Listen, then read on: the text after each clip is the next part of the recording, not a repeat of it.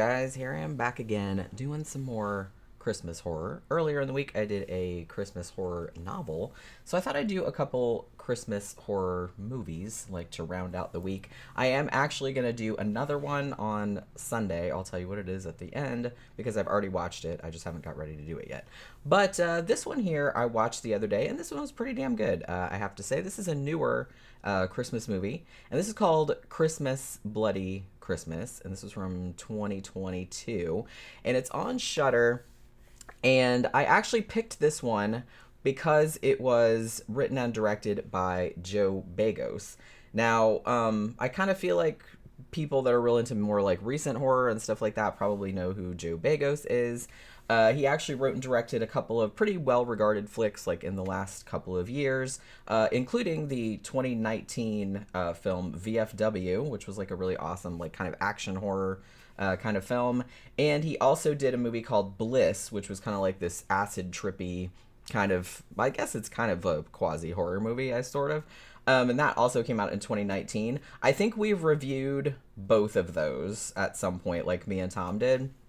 I can't remember when it was. I know for sure we did VFW, and I'm pretty sure we did Bliss as well, because that's also on Shudder. So I'm going to say if you're into both of those movies, specifically if you liked Bliss, but also if you liked VFW, because I kind of feel like this one's sort of like in between those two. It's like this is kind of the same sort of style, you know what I mean, because it's the same director. So if you're into like the real like super saturated like neon lighting, like the new retro wave kind of look, which I really like, so if you like that, like a real like obvious John Carpenter influence. Also, if you're real into movies that have characters that kind of like drink a lot and swear incessantly and spend all their time in like seedy dive bars, then you'll probably really dig this, because that's kind of what's going on in this movie right here, which, like I said, was kind of going on in his other ones as well. But, you know, I like to hang out in seedy bars, and I like the John Carpenter influence and stuff like that. I will say I liked this one. I think I still liked VFW the best of like all the Joe Begos films that I've seen, but I think this might be like a close second. I like this one more than I liked Bliss. I liked Bliss too, but I don't know if it was like overtly a horror movie, and I don't remember all that much about it. I remember it looking cool, but I don't remember like anything happening in it. So this movie, Christmas Bloody Christmas, this actually did get a limited theatrical release, I believe, like back in December of 2022, and then it went on to stream on Shudder, where as of this live stream, which is, you know, December 2023, it's still there because that's where I watched it. So if you want to see it, it's still over there. Now, I will say, and this seemed like kind of a point of contention, because I read some of the other Shudder reviews of it, and some people were like really, really dug it, and some people were like, meh, like not for me or whatever, which I get it. Like his other movies, this has a definite hangout movie vibe to it, like for the first half. And the movie's not very long. I think it's only like 87 minutes. So for the first 45 minutes or so, it's basically like a hangout movie. Yeah, there's like a couple kills, and you know that there's like shit going on, but it's mostly just characters like talking and bantering and stuff like that. So if that's not your thing, then you might not want to pull the trigger on this one, because like I said, it's a very, very much a hangout movie at the beginning. Now, and a lot of people too that I noticed really did not like the characters, like thought the characters were unlikable or irritating or whatever. I personally did not find that. I actually quite liked the characters. So, you know, but that's just me. Like, your mileage may vary. I'm not really sure.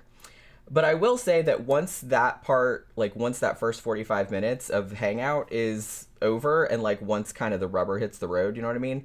This thing goes like full on Christmas carnage, you know what I mean? There's like gory axe murders, car crashes, explosions, like all kind of shit. And this also has like a real badass final girl who just basically gets the shit kicked out of her over and over again, but just like keeps on going and never gives up, you know what I mean? So this movie, which I didn't know before watching it, was originally conceived as a remake of Silent Night, Deadly Night, the 1984 holiday slasher classic. But when it was kind of pitched, I guess the producers or whoever like said, no, it's not close enough to the original. It's not really a remake, and so they kind of rejected it. So Joe Begos instead like kind of chose to take the idea of Silent Night, Deadly Night, or the spirit of it, kind of, and kind of go a little bit of a different way with it. Essentially, what he did was he turned it into like a Christmas-specific version of the Terminator with a little bit of Assault on Precinct 13, like, thrown in there, too. So, imagine a mashup of the Terminator, Assault on Precinct 13, and Silent Night, Deadly Night, and that's pretty much, like, with the first half that's all, like, hanging out and hanging in like, seedy punk and metal bars, you know what I mean? Yeah, Unforeseen said, I remember this being quite raunchy in the first half. It was. Yeah, we'll get into that a little bit. There's a lot of sex in this. It's not super graphic, but there is a lot of sex talk. There is a lot of, like I said, there's a lot of swearing. I lost count of how many times they said fuck in this movie, and I swear a lot too, and I was just like, wow, this is, I wouldn't say it was excessive, because it doesn't bother me, but because I just use it like a comma pretty much, so it doesn't offend me. But yeah, I could see like somebody that was just like not down with the swearing. This movie has a lot of swearing in it. Like every other word is like fuck this, fuck that, motherfucker, this, that, and the other thing. And like I said, it's real like smutty. Like a lot of the talk is like smutty. But I thought it was kind of funny. So you know what I mean. But like I said, again, your mileage may vary. Like I think some other movies were kind of like that. I remember Bliss being kind of like that too. So at the beginning of the movie, I kind of liked how they opened this movie up. So we get a couple of like fake, funny like TV commercials. It's kind of trying to give you the vibe. I'm not really sure what year this is supposed to. I guess it's the present day because everybody's got cell phones and shit. But so they're trying to like suggest watching late night TV, like maybe back in the 80s or 90s, like with all these like cheesy commercials on there, and they're all like Christmas themed commercials. So the best one is the first one, which is for like a holiday malt liquor called Slim Jenko, and it's pretty much, it's good for the whole family. Like they, like the dad like gives the kids like the fucking malt liquor and he's pouring it in the mug. We can all have some, you know what I mean? And I was just like, I don't know, I thought that was really funny. Just the tone of it like made me laugh. There's also like a cheesy looking movie called Killed on Christmas, the Lester Lord story that looks kind of smutty. There's kind of like an ad for like a dude dressed like Santa Claus, like shredding on a guitar, like he's playing at the Civic Center or something like that. There's kind of like ads for like weed cookies and Christmas cream pies, which, you know, it's like actual cream pies, but they make it clear that it's like meant cream pie, like in the porn sense, you know what I mean? So there's that. Just got demonetized. You know what I mean? But yeah. And then finally, at the end, the most relevant ad, which is for this real nifty robotic Santa that has been modified from Defense Department technology. And the ad is basically like, hey, you know, now you don't have to worry about these degenerate scuzzbags that like work as mall Santas and are gonna like grope your kids or whatever when they're sitting on his lap. Now we have Robo Santa Plus. I mean, what could possibly go wrong, right? Well, a lot, as it turns out. Because not too long after this, like some of the characters are like watching the TV like in a bar or something, and there's like a news broadcast which insinuates that maybe, they're not sure because they're like, oh well, it might just be like practical jokes or something, but they're insinuating that maybe some of these robot Santas like might be reverting to their original programming, which was like as a, you know, soldier, like super soldier or something like that. So yeah, this is one of many Killer Santa movies, but in this movie, he's actually a killer robot Santa. So that makes it like even more awesome, I think. So he's like basically like an unstoppable murder machine, except still Santa, you know what I mean? So he's kind of jolly. Well, he's not really jolly. He's actually really mean and scary, but you know what I mean? It's that kind of thing. Yeah, Unforeseen said Robo Santa is such a cool villain. He is really. Like, he doesn't really get much of a personality or anything because, you know, so he's not really like the Terminator in that sense. But he's just basically like a very stoic dude in a Santa suit, like going around killing people, you know what I mean? So there's that. So after that kind of like opening, we kind of settle in, and I do mean that like in a literal way, with our two main characters. Now, our main character is going to be like the final girl, is a record store owner named Tori, and the other person is like, I guess her employee, like he also works there, and also seems to be like her best friend. Like they seem to have known each other for a long time, and his name is Robbie. So these two are getting ready to close down the shop, and it's Christmas Eve, And Tori tells Robbie that she's like, all I want to do for Christmas is drink a lot and get laid. And she has set up a Tinder date with this person, this random person. Now, Robbie looks at her phone and like who this dude is, and he knows this dude, and that's kind of a little bit of a running gag. Like, it's like all her friends know who he is, but she doesn't know who he is. She thought he was just some rando. But so Robbie just starts teasing her about this this prospective hookup that she's gonna have, because he's this very earnest like singer-songwriter guy, and Robbie calls him Emmett Eyeliner and says, oh, and also he has 4 kids, so there's that and all this other kind of shit. So all these people like know stuff about him, but she doesn't know, which I thought was kind of funny. So eventually, like, they kind of banter a lot back and forth and shit like that, and finally Robbie is actually able to persuade Tori to blow off her Tinder date and kind of spend the evening hanging out with him instead. So it's made like pretty evident that Robbie, you know, has some feelings for Tori, and maybe she does for him too, but they just have this kind of like constant flirting and banter and stuff like that, but it's never previously gone anywhere.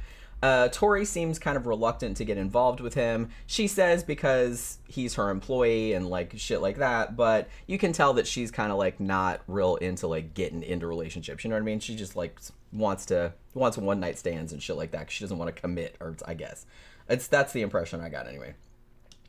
So Tori and Robbie drink just a prodigious amount. I'm just like, oh my god, how are you guys still walking around? You know what I mean? And I drink a lot, and I was impressed. So they're just like kind of walking through the streets, and they're getting into like humorous arguments about like what the best Christmas songs are. Tori actually says that Run Run Rudolph by Lemmy is the best one, and will brook absolutely no disagreement about that. And later they get into a fight about the best horror sequels, which I'm going to have to disagree with Girl on some of this stuff, because she seemed like she was just being deliberately...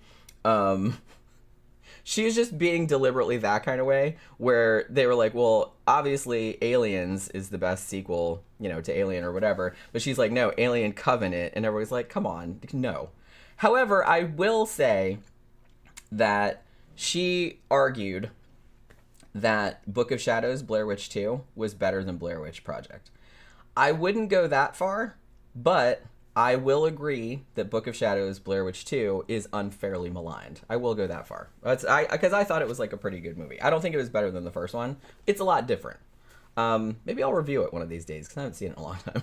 But I remember a lot of people shitting on it, and I was just like, I thought it was pretty good. I don't know why everybody's like freaking out about it. So, you know, so I will give her that one. But you could tell that she was just trying to be like contrary, you know what I mean? Like picking all these... Like the Hellraiser sequel she chose. I don't even remember which Hellraiser sequel she chose, but it was not one of the good ones. You know what I mean? So Robbie's like, come on, what the fuck? You know what I mean? And so was I. I was like, come on, you gotta be kidding me. Alien Covenant, come on. So yeah, so that whole thing goes on for a while. Which, like I said, I thought was funny, but like a lot of people might not like that, because they're just like, oh my god, just like kill people by, you know, already. So along the way, like before they really get too much into the night, Tori and Robbie stop at this toy store where their friends, who are like a married couple, their names are Lana and Jay, and they're planning to stay overnight in the store. I guess one of them works there. They're planning to stay overnight in the store and bang, because who doesn't want to have sex in a toy store? Sure, why not? I will note that Jay in this movie is played by Jonah Ray of the new MST fame. I think he was also in one of the Puka movies, like, which is also a Christmas movie. They were over on Hulu. Was he in Puka or Puka Lives? I can't remember now, but it's good. We reviewed both of those, but I was sure he was in, because I was like, hey, it's Jonah. So I will say that, and going back to what Unforeseen said earlier about this being a little bit raunchy, it's not super graphic. Like I said, it's not, there's no erect penises or anything like that, but it's just kind of like, you know, it is a little bit raunchy. So if you ever wanted to see Jonah Ray from the new Mystery Science Theater, he's been in other things too, but that's what I mostly know him from. If you want to see him like eating out a woman's ass and like, you know, going doggy style on a woman with black lingerie and a Santa hat on, then this is your movie, because you do get to see that, but it's like for a minute anyway. So, you know, In case you were just like, I never knew I wanted to see that, but now I do because I'm just sitting there, Jonah, oh my God, what are you doing? He's sticking his face right in her butt. I was like, oh my God. So it was, I mean, it was from kind of far away, but it wasn't like right up on it. But I just thought that was really funny because I was like I said, I mostly know him from MST, so I thought it was funny watching him eat out a woman's ass. So yeah. So the toy store, as it turns out, has one of the Robo Santa Plus models installed in the front. And Lana, who I guess is the one that works there, she says, man, I'll be glad when they get rid of that thing because it's, it's pretty annoying. It's just like always yelling ho, ho, ho at various intervals and scaring the shit out of everybody. And it generally looks kind of creepy, which it does.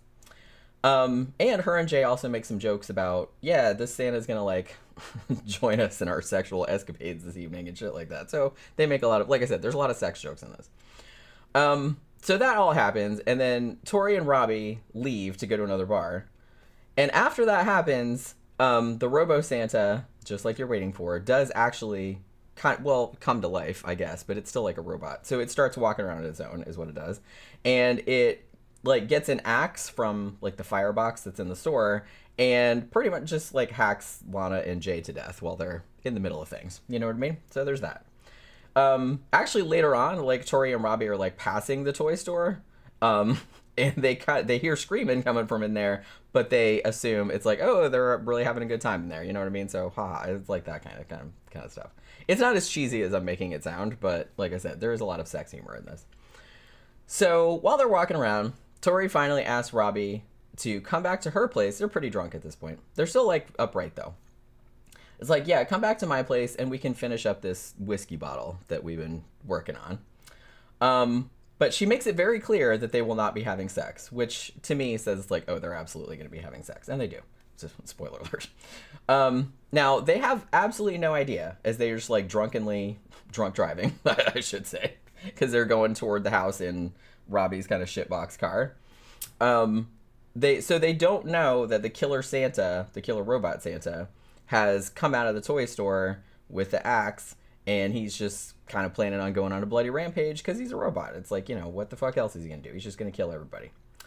So when Tori and Robbie get back to Tori's house, she tells him that her sister, whose name is Liddy, and her brother-in-law, whose name is Mike, are staying over for the holiday. But apparently they were partying earlier and they've passed out really hard and nothing's going to wake them up, which I guess it doesn't because they come home and they're blasting music and banging around all over the place and making nachos and shit like that, and they don't wake up. So I don't know what the fuck they took, but yeah. So during this time, Tori and Robbie, they drink even more, they smoke some more weed, they argue about music a lot, they argue about Metallica.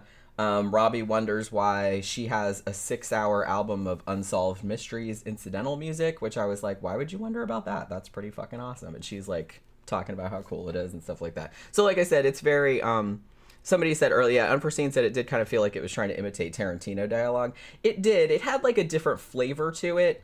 It didn't come across quite as Tarantino-esque to me because it wasn't quite as affected or hipster. It's more of, like I said, it's more, I'm trying to think of the word I want to use. It's kind of more people that are into old punk and old metal and like I said, people that hang out in dive bars, people like that, and people that old horror movies. So it's more that kind of thing. Whereas I kind of feel Tarantino's stuff is people that more kung fu movies and that kind of thing. With some horror, but there's some overlap. But this one is kind of more they're arguing about Motorhead and stuff like that and shit like that and old horror movies.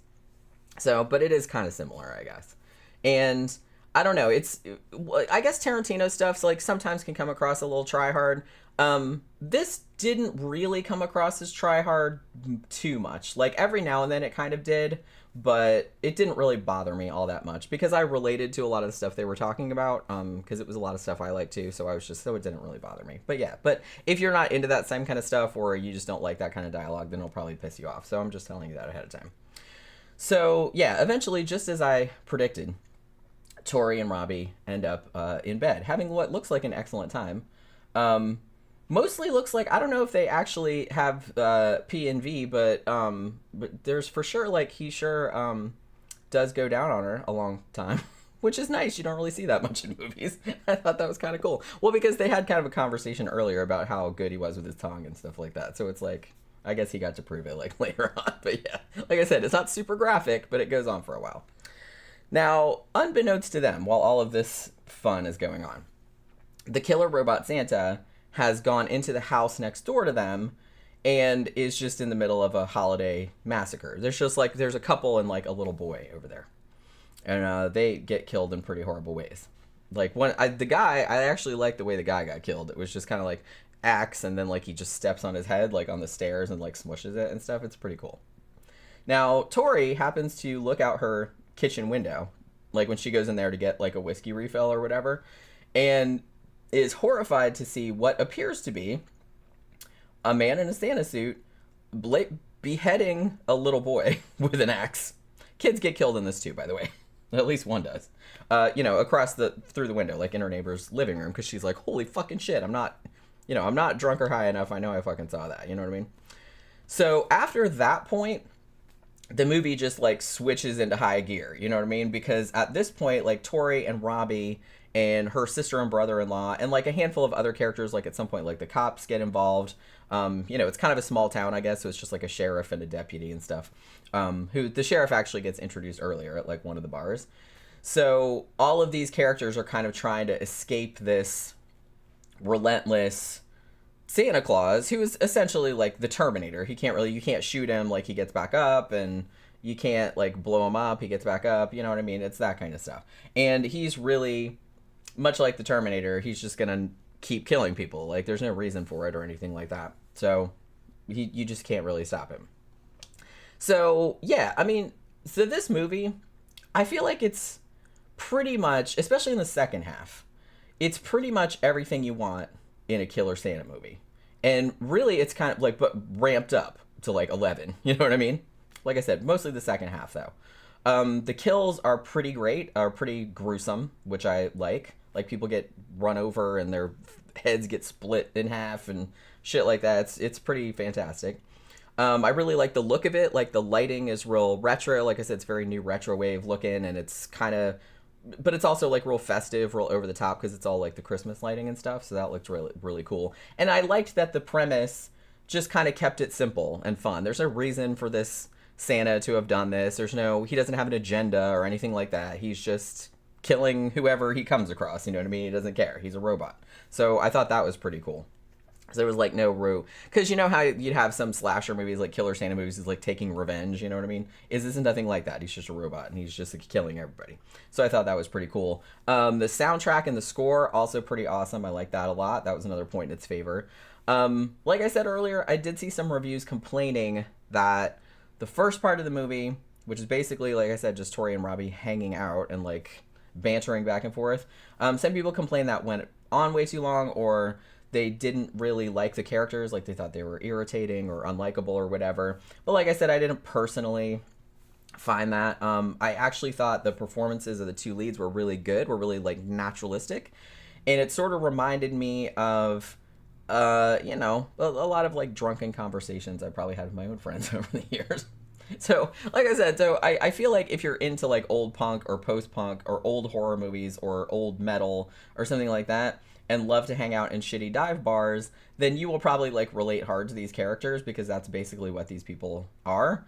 And because I am like that, like I was just kind of like, I related to them, so I thought they were pretty fun and like pretty entertaining. But like I said, your mileage may vary on that. So, and I honestly didn't mind just hanging out with them for 45 minutes. I thought it was like pretty fun and funny.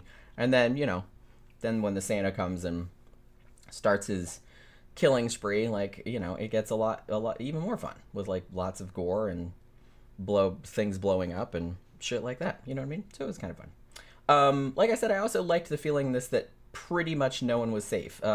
Kid gets killed, and spoiler alert, almost everybody gets killed in this movie. Like pretty much everybody dies. Like not everybody, but almost everybody gets killed in pretty horrible, like violent ways. You know what I'm saying? So yeah.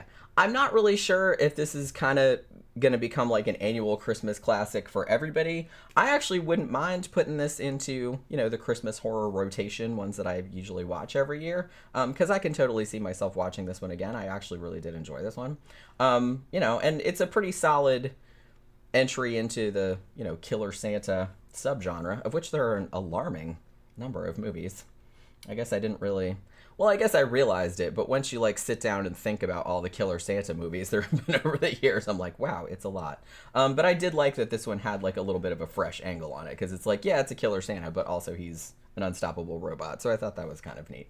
So yeah, if you're into, 80s horror, or new horror that's sort of, homaging the 80s, particularly the movies of John Carpenter, because this is kind of Carpenter-esque, then you will probably dig it. And like I said, it's a hangout movie too, so I liked that. You might not. I don't know. It depends on how it goes, but I really liked it, and maybe you will too. I don't know. But so yeah, it's on Shudder, at least as of when I'm talking about this, which is December 2023. So I'm sure you can stream it elsewhere. You know what I mean? But yeah, I think I'm probably going to wrap it up. Tammy said, would they really arrest you for swearing? I think in some places they would. I have heard that technically in some swearing loud in public where other people can hear you is they can fine you or something like that, so I don't know. Yeah, Murder Hornet said fuck comes out of my mouth so much I don't even realize it. Yeah, me too. And the thing about it is that I swear so much that I don't really think about it. It doesn't bother me, and it doesn't occur to me that it would bother other people. So it's shit, I'll just swear around kids and stuff like that, and then I'm just oh whoops. You know what I mean? Because it's just I'm just so used to talking like that. So like I said, I don't think it didn't bother me in this movie, but like I said, if you are bothered by movie characters swearing every third word, then yeah, this is probably gonna get on your nerves, because they swear a lot in this movie, a lot. But to me it sounded normal, because I was that's pretty much what I sound like when I talk. So yeah. Unforeseen said, yeah, there was a lot of fantastic practical effects. Yeah, I really liked a lot of the gore, the axe kills in this were really good, people's heads split in half and stuff like that. I thought it was pretty good. Yeah, also says it's a solid movie. I'd watch it again. Haven't seen it since last year. It's a public order offense in the UK, but it's rarely enforced. Yeah, I think that's kind of what it's like here, and different places would be different, you know what I mean? Some places they don't care, some places but I don't really think they'd actually arrest you. I mean, unless they were really sticklers. But yeah. Yeah, that's kind of what I thought too. This is it's not the best holiday movie ever, but this is pretty solid. And I feel probably next year I'd be yeah, I wouldn't mind putting that on again. You know what I mean? Because there's actually some newer Christmas horror movies that I really like, that I'll end up watching, maybe not every year, but maybe every other year. Because I mean, a Christmas Horror Story, that anthology, I really like that. I've watched that a few times. And what was that other one that was just, Better Watch Out? That was a good one too. I liked that one a lot. But yeah, so, and I've seen that one. I think I watched that one last year and the year before. So I'll watch some of the same ones, but I like to watch some new ones too. Last year, I think I might have watched Puka Lives, even though I don't even remember if that's a Christmas movie. The first Puka is. But speaking of Jonah Ray, because I think he's in one of the Puka movies too. But yeah, so yeah, I'm gonna wrap it up. But I am gonna do another Christmas movie before actual Christmas. I think I'm gonna stream it on Sunday, and the one that I'm gonna do, I think this was Danny's recommendation, is To All a Good Night from 1980. It's also on Shudder, if you would care to watch it. It has, I'm gonna tell you right now, it's not a great movie, okay? But it has a lot of interesting things about it that'll make it interesting to talk about. And just as a little teaser, this movie was actually not only the first slasher movie released in the 80s, because it was released early in 1980, but it was also the first horror movie released in the 80s. Because like I said, it was very early in the 80s when it was early in 1980, January of 1980. And it was also directed by David Hess. This was, I believe, the only movie he ever directed. Probably best known as an actor as Krug in Last House on the Left. So this was his only directorial credit. Like I said, it's a bad movie, but you may find that it's so bad it's good. But I'll talk about it on Sunday, because I just watched it today, and I've got some things to say about it. So yeah. So come back on Sunday and we'll talk about To All a Good Night from 1980 because that was like a really interesting movie. And obviously tomorrow night is Friday night. So me and Tom are going to be doing the sidetrack show. So hopefully you can drop by for that. It'll be the last sidetrack show before Christmas. So I don't know if we'll probably not end up talking about Christmas. We might talk about lots of other stuff, but we'll see how it goes. But yeah, thanks everybody for dropping by, you guys. And I'll see you guys again tomorrow night. See ya.